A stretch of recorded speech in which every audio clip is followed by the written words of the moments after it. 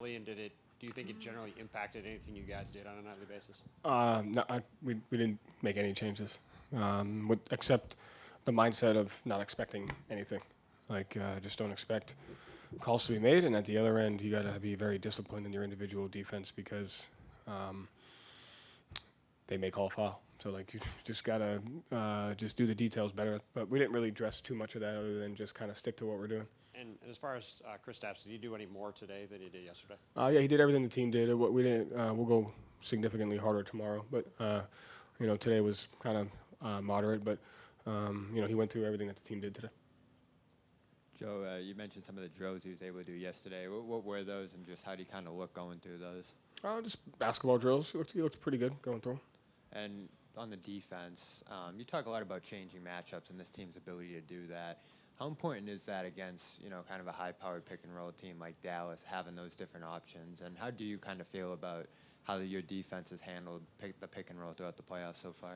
I thought we've handled the pick-and-roll great. I think sometimes it gets misleading as to what you're willing to. The whole thing about defense matchups as coverages is understanding that NBA offenses are high-powered offense, and the average NBA offense has a specific points per shot and a specific points per possession. And so you have to delineate everything towards creating the lowest possible points per shot, points per possession on each possession over and over again. And then that can also change. And so everything's about risk management, and you have to go in understanding what you're willing to live with and what you're willing to take away. And I think the best thing our defense has done this year is we've had a clear understanding of what we're willing to live with, what we're willing to take away, and having the flexibility to adjust to that depending upon how each game is going. And I think that's the most important thing. Joe, could you just comment on the way Jason Kidd has put his fingerprints on this team? He's a great coach. A lot of they're one of the teams that we study a lot in late game situations and the concepts that they do, and his ability to just kind of create buy-in on his role guys and then put his best players in position to be successful. And he's done a great job. Joe, what goes into the thought process on when Kristaps is ready, whether to start him, bring him off the bench, and how and sort of go through how do you use him effectively when he's been off for a bit? Well, you use him effectively because he's a great player and he's done a lot of great things for us. And then just like any other guy, you go through what gives us the best chance to win, what gives us the best possible chance to win this series, this game, these matchups, these coverages, and that kind of goes down the line for everyone. So, when KP's at his best, he's been tremendous for us, and we expect that from him, and we know he'll give that to us. And as far as everything else, it's just what goes into winning. It's the most important thing. What gives us the best chance to win on each particular game, each particular possession, each particular matchup. KP has been so excited to get to play outside of the first round for the first time, and then he gets hurt right before he gets a chance to do that. So how excited has he seemed to get a chance to actually finally play beyond that first round? And, what do you think it means, almost for the team to give him a taste of that level of success? He's been the same. One of the great things about him is he's been through so much in this league that he has a poise and a temperament about him. So he's been the same throughout the entire series. His highs don't get too highs, his lows don't get too lows. He's got great perspective, great understanding, great experiences in his career, and I think that's been a gift for our team this year. So, I kind of enjoy how he goes about carrying himself. Joe, just thinking on a defensive standpoint, KP's presence alone, just with his length and his rim protection, has a chance to be a big boost for you guys. How do you see, just his impact literally being there? Based on the numbers, he's been a really good defender for us. So he's shown the ability to be flexible, to be in touch, to switch, to rotate. So he's just got to be willing to do whatever it takes, which he has done and our defense has done. And have to understand that this is a high-powered offensive team, and they test you. Similar to Indiana, where they test you emotionally, they test you your discipline-wise, they test what you're willing to give up, and so you got to stay firm in that, and you got to stay simple yet flexible. Joe, along those lines, Luka and Kyrie are both capable of beating even good defense. So when you talk about that mental test, how do they test you? What do they do when you execute a pretty good defensive possession and yet Luka or Kyrie still scores?